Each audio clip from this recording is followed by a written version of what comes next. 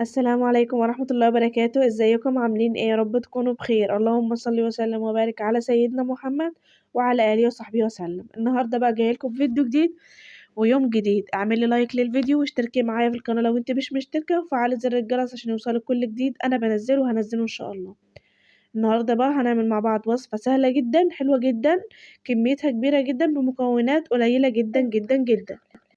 هنعمل مع بعض النهارده جاتوه 12 حتة جاتوه بكوباية كوباية لبن بس، آسفة كوباية لبن إيه، كوباية دقيق واحدة بس.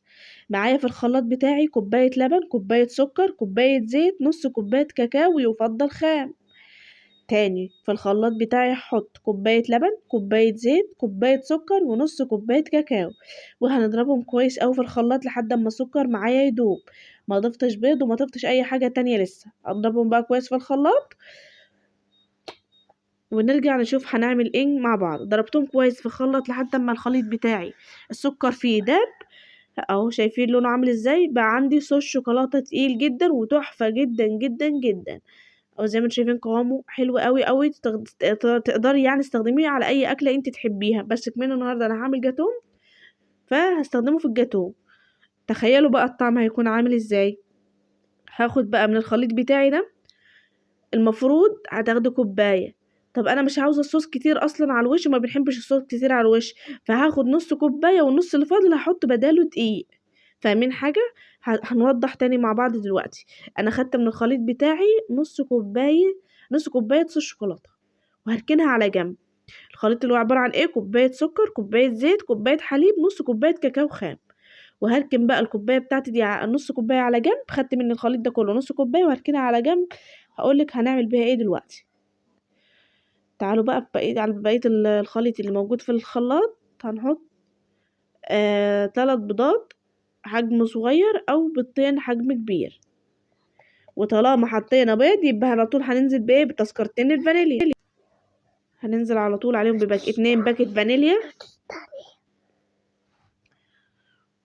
ومعلقة خل برضو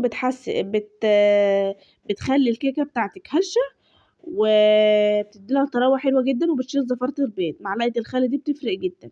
وهاخدهم بقى على الخلاط واضربهم ضربة تانية بحيث كل المكونات تختلط مع بعضها.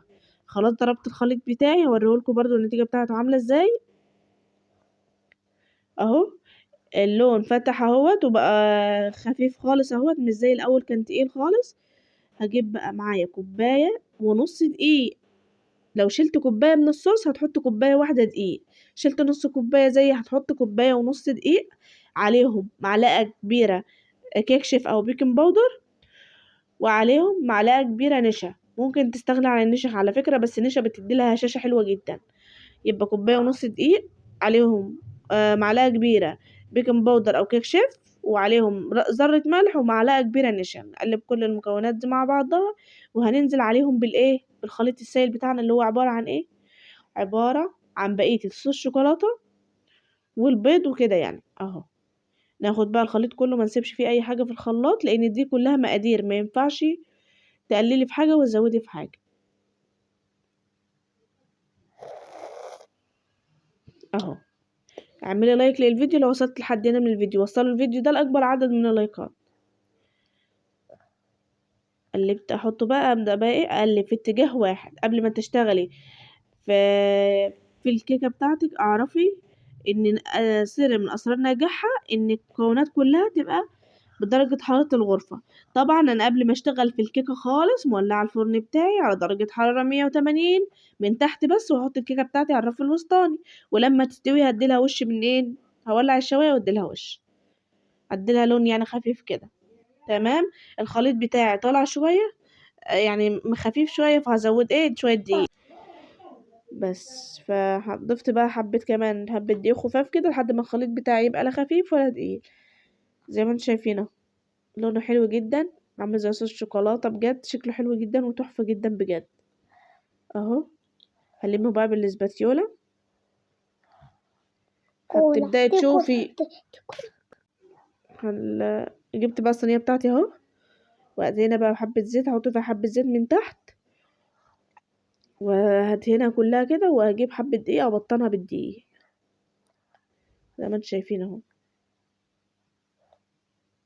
علشان الكيكة بتاعتي ما تلزقش. وافضل تسوية للكيك هي تسويته في الالومنيوم، لا تيفال ولا سيراميك ولا اي حاجة تانية ولا جرانيت. افضل تسوية للكيك في الالومنيوم. هجيب لك دلوقتي كيك.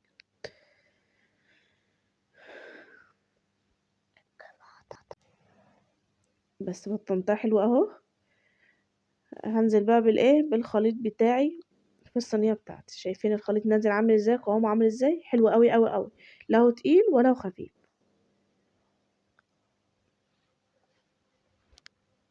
ده بقى انزله كله، ما سيبش حاجة برضو عشان قلتلك دي مقادير، فيعني خسارة الحاجة بتكلف، يعني البيضة ب5 جنيه، فالحاجة بتكلف.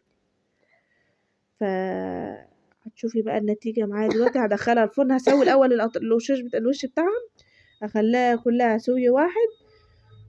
اللهم صل وسلم وبارك على سيدنا محمد. وهخبطها كذا خبطة في الرخامة عشان تطلع الهواء اللي فيها يعني.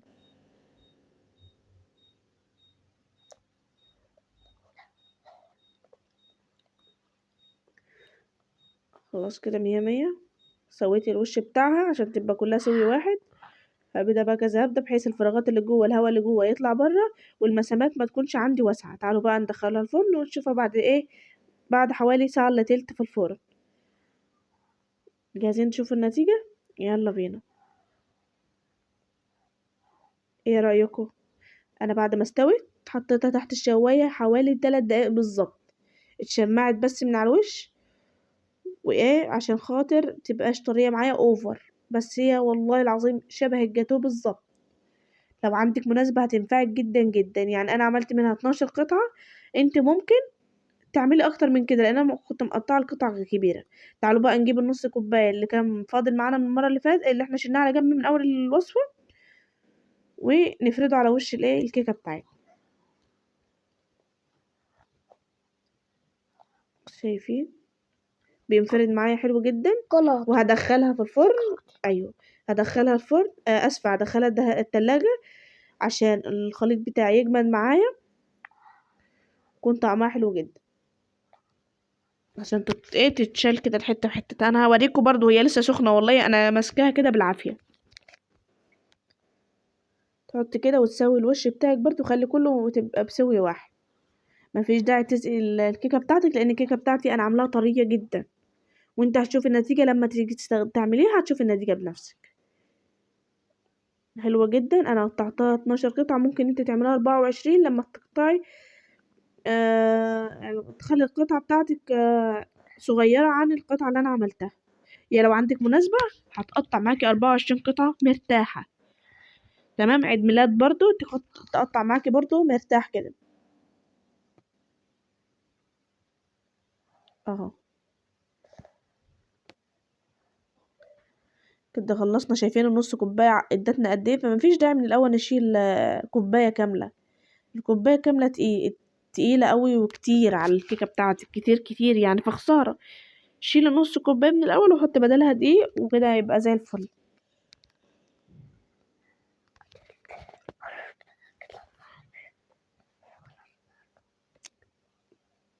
بس الكيكة بتاعتي بقت 100 100 اهي. خلصت كل الصوص وفردته عليها.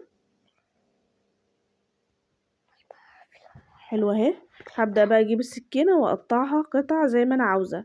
زي ما قلت لك انا قطعتها 12 قطعة، انت ممكن تعمليها 24 قطعة. شايفين؟ انت هتشوفي الحتة قد ايه دلوقتي. لو عندك عيد ميلاد او عندك خطوبة او عندك اي حاجة هتنجز معاكي جدا، وهتديك كمية كبيرة جدا بكوباية دقيق واحدة. والله حلوة قوي قوي.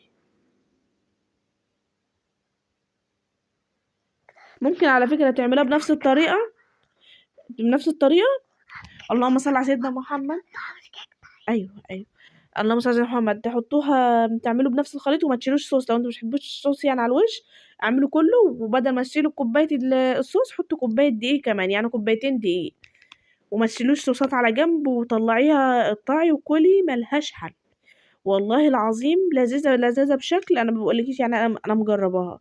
ما تشيليش اصلا صوص منها، وزودي بدل الكوبايه بتاعه الصوص زودي دقيق، كوبايه دقيق. خطيره. يلا نطلع حته بقى مع بعض وتشوفيها ايه قد ايه.